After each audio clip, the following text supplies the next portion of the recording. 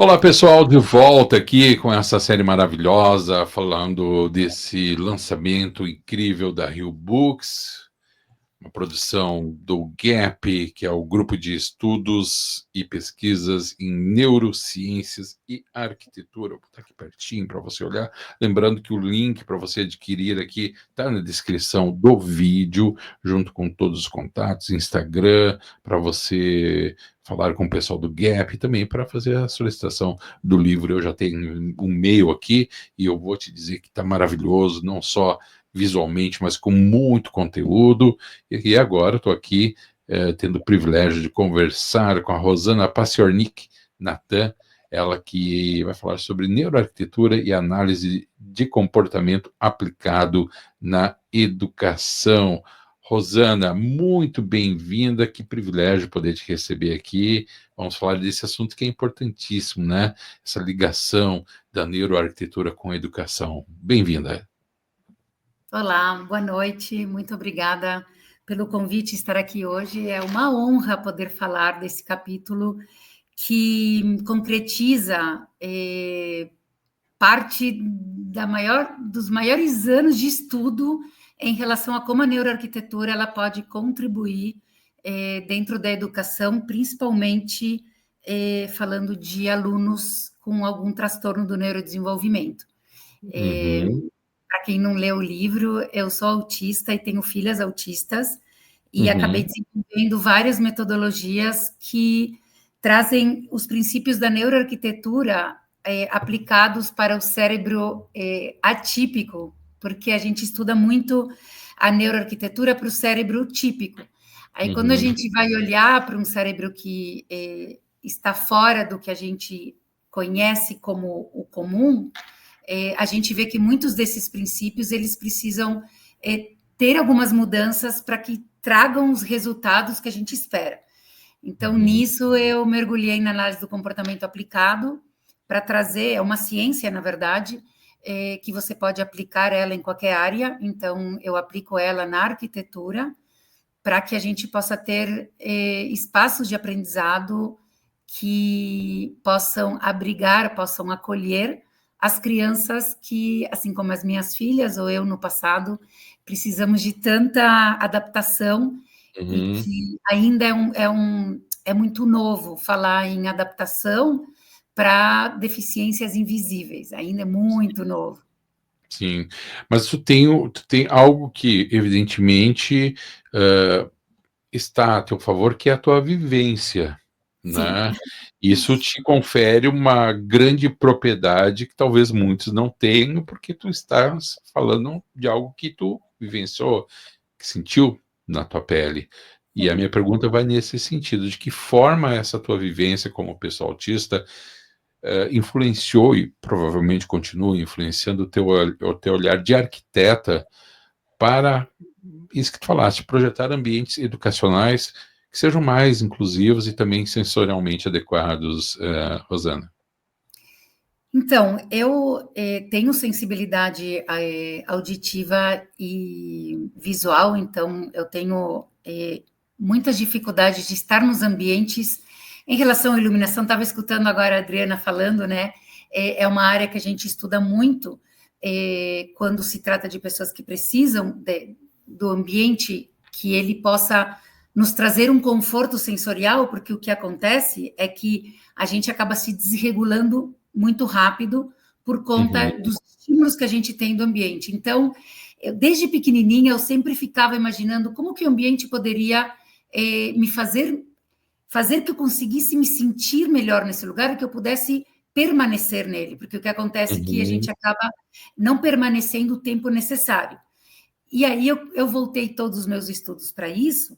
Sim. E aí eu fui ter as minhas filhas, e as minhas filhas também têm muitas demandas em relação à parte sensorial, e em particular uma das minhas filhas, ela acabou que está finalizando o ensino médio fora da escola, e essa foi uma dor muito grande, na qual eu falei, não é possível, a gente tem que encontrar metodologias que possam trazer para o ambiente escolar soluções para crianças como a minha filha.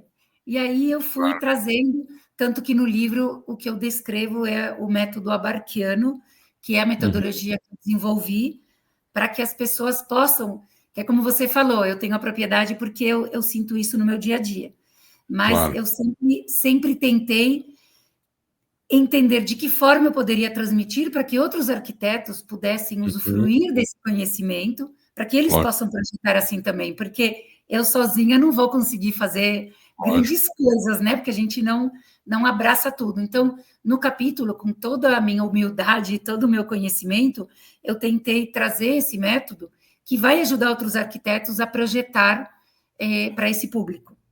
Uhum. Esse é meu Falaste intuito. das demandas, inclusive, das tuas filhas, mas o que hoje tu considera, dentro dos espaços escolares, as características mais desafiadoras ou até mesmo estressantes para as pessoas neurodivergentes? E como a neuroarquitetura, Rosana, ela pode ajudar a mitigar esses desafios? Então, assim, desafios claros que a gente tem dentro do espectro autista é a previsibilidade, que é algo que a gente precisa o tempo todo, para a gente não ter Uhum. níveis de ansiedade mais altos. Na verdade, para todo mundo faz bem ter previsibilidade, mas para nós autistas pode fazer a diferença de ter um dia funcional ou não. A outra coisa que a gente precisa é ter muitas pistas visuais para que a gente possa, porque tudo que é muito abstrato, tudo que Uhum. não é concreto nos desregula também. Uhum. Existe dentro do análise do comportamento as cadeias comportamentais, que são os passo a passo para você fazer qualquer função do teu dia a dia. Tomar água requer de uma cadeia comportamental, porque você Uhum. vai ter vários passos até você chegar de fato a ter esse copo e tomar água. Na neuroarquitetura, a gente pode usar todo o mobiliário a favor dessas cadeias comportamentais. A gente pode criar Uhum. cadeias comportamentais a partir desse mobiliário que a gente vai estar colocando lá para facilitar a aprendizagem dessa criança em relação ao comportamento. O que acontece Sim. dentro do espectro autista é que nosso cérebro ele não nasce com toda a informação que um cérebro comum tem. Comum, digo eu, um cérebro típico. Nós Uhum. temos um atraso no nosso neurodesenvolvimento, então a gente vai precisar ensinar muitos comportamentos para que o neurodesenvolvimento aconteça. Então, posso dizer que muitas coisas que uma criança aprende, ou muitas coisas que uma pessoa da minha idade aprendeu há 20 anos atrás, eu ainda Uhum. estou aprendendo, né? Então, nisso você pega lá uma criança pequena, tudo que você puder colaborar com o ambiente, então você tem lá pistas visuais, você tem um layout que ele seja flexível para que você possa estar trocando ele conforme as necessidades, que você possa ter zonas onde você tem diminuição de estímulos para que essa criança possa se regular, para poder ir para a próxima atividade, que você tenha momentos de transição, tudo isso vai ajudar, que a neuroarquitetura pode trazer para o ambiente, que vai estar ajudando a essa criança a se desenvolver. Uma das coisas mais importantes dentro do autismo é a gente gerar autonomia. Quando a gente Uhum. fala de nível 1, 2 e 3 de suporte, o que a gente está falando é quanta ajuda eu preciso naquilo que eu não sou autônoma. Então, a gente vai projetar ambientes que colaborem com a adquisição da autonomia. É Uhum. isso que a gente faz quando a gente une as duas áreas. Falando em união, em conjugar tudo isso daí, eu vou fazer uma pergunta que eu acho que ela tem um grau de complexidade, não a pergunta em si, mas a situação, né? Como a integração entre a tua própria experiência pessoal, né, a prática profissional e também os princípios da análise do comportamento podem contribuir para transformar esses ambientes educacionais em espaços que realmente, né, favoreçam a aprendizagem de todos. Então, quando é bem complexa essa pergunta e tem uma questão que é a seguinte: você tem que olhar para o autista individualmente, assim como para qualquer pessoa. Eu sempre digo que muito do que a gente fala em relação ao autismo, todas as pessoas deveriam olhar para isso, porque quando eu passo no meu dia a dia, eu não tenho uma rotina no meu dia a dia igual que você. Eu não posso passar meu dia inteiro fazendo atividades, porque eu me sobrecarrego e aí eu não eu acabo tendo pausas obrigatórias porque eu tenho ali uma sobrecarga sensorial. Então eu tenho que criar toda a minha rotina pensando nisso. Se na Uhum. segunda-feira eu estive em reunião presencial, Se eu estive meu dia quase fora de casa, vamos dizer assim, quase o dia inteiro fora daquele espaço que me regula, no dia seguinte eu vou ter que dar uma pausa. Então, a gente tem adaptações o tempo todo na nossa rotina para que a gente não chegue a momentos de um burnout ou de uma crise mais severa, né? Muitas pessoas no dia a dia trabalhando acabam tendo isso, né? Mas nós autistas precisamos ter isso muito regulado.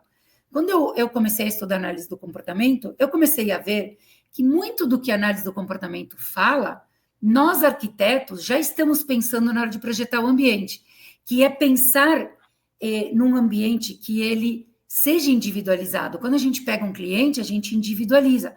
Como a Adriana estava falando agora, eu tenho que olhar para aquele cliente, entender a rotina dele, para saber como que eu vou trazer essa iluminação artificial para dentro da rotina dessa pessoa. Na análise do comportamento, a gente começa a ver que não é muito diferente. Mas uma coisa que a gente tem que fazer no ambiente escolar é criar essas cadeias comportamentais. Então, o que eu preciso desse aluno dentro da sala de aula? Eu preciso que ele permaneça mais tempo, porque ele fica ali um tempinho e já quer sair da minha aula, ou ele tem uma característica muito comum dentro do autismo, que é a fuga, de repente ele foge da sala de aula. Qual cadeia comportamental eu vou querer criar para que essa criança esteja ali? No caso, eu, como sou analista do comportamento, eu mesma posso criar essas cadeias. Mas quando você pega um arquiteto que não é analista do comportamento, ele vai ter que estar em contato com aquele terapeuta da criança, que vai criar a cadeia comportamental, e eu, como arquiteto, vou desenvolver um projeto que inclua essa cadeia comportamental. Aí você fala, tá, Rosana, você vai criar 20 projetos dentro de um só, porque são 20 crianças? Não, você vai pegar as crianças que precisam de cadeias comportamentais, vai olhar para aquelas que conseguem ser em comum, para você criar um ambiente que colabore com o máximo de questões dessas crianças. Nisso, você vai estar colaborando com as crianças que não precisam dessas cadeias, porque elas vão se favorecer. Eu aprendi isso quando uma das minhas filhas precisou de um cuidado muito especial com a fono. A professora, em vez de criar as estratégias somente para minha filha, criou estratégias para a turma inteira, então ela incluiu toda a turma, e no final do ano, o resultado que ela teve foi que a turma dela foi a que melhor se desenvolveu na escola, porque ela pegou aquilo que ela tinha que aplicar para minha filha, aplicou para a turma inteira. Então, aí a gente vê que quando você tem coisas particulares com algumas crianças, que você aplica para o resto, você tem um desempenho da turma muito melhor. Porque como a análise do comportamento é aplicável em tudo, você consegue... Claro, você tem que ser especialista nisso, né? Não é que você pode ir lá aplicando essas questões. Mas um pouco do capítulo ali, dando essa abertura para o profissional da nossa área, e saber que ele pode buscar um analista do comportamento para complementar, eu acho que acaba colaborando um pouco em olhar para uma neuroarquitetura um pouquinho mais focada para o neurodivergente, porque quando a gente faz ali no grupo do GAP discussões sobre algumas questões da neuroarquitetura, a gente vê que, por exemplo, um ambiente muito orgânico vai trazer benefícios, porque conecta a gente com a natureza, que é a nossa origem e tal. Mas eu, como neurodivergente, não vou sempre me favorecer das formas orgânicas. Eu vou precisar de formas um pouco mais, mais retas, mais organizadas, mais concretas. O orgânico vai me deixar olhando para um abstrato, que eu não posso. Então, alguns dos princípios da neuroarquitetura precisam ser adaptados quando a gente olha para pessoas que têm transtorno do neurodesenvolvimento. Eu não sei se eu respondi a tua pergunta, porque é muito ampla, né? Não, respondeu, e justamente eu estava pensando justamente nisso, na complexidade do assunto, né? Mas, embora seja complexo, ele tem que ser abordado. Sim. Ele tem que ser abordado, ele tem que ser conversado, ele tem que chegar a um entendimento de todos, né? De todos, não só de quem vivencia isso na pele, né? E eu achei muito importante a tua fala no sentido do teu compartilhamento dessa tua vivência com os outros profissionais, né? Para que todos entendam, e que muitas vezes a gente pensa nisso como uma exceção, mas mesmo que seja uma única exceção, ela tem que ser respeitada e tem que ser dado o devido valor. E eu acho que essa é a função da arquitetura como um todo, o respeito ao ser humano e as suas diferenças. Rosana, eu vou te perguntar para a gente encerrar bem rapidinho aqui. Tá Eu bom. não pronunciei o teu nome corretamente, eu acho. Fala aí para mim de novo. Rosana Tá? Paciornik Natan. Paciornik, Natan. De onde é Paciornik? Ele é É russo. russo. É russo, né? Ah, meu pai. Guria, E o Natan é muitíssimo turco, tá? obrigado. Então, é Hã? mistura entre... O Natan é da Turquia, eu tenho É descendência da turco. Turquia. Então, é uma mistureba. Rosana, muitíssimo obrigado, parabéns pelo trabalho, parabéns aí pela tua atuação Obrigada. e parabéns pelo livro como um todo. Lembrando, pessoal, que o livro, né, Rosana, já está à venda lá na Rio Books, né? A Sim. gente vai deixar o link aqui. E esse aqui é meu, evidentemente, né? Estou guardando aqui com todo carinho, mas o pessoal pode adquirir na Rio Books. Rosana, grande abraço, muito obrigado. Grande abraço para você também. Tchau, tchau. Tchau, tchau.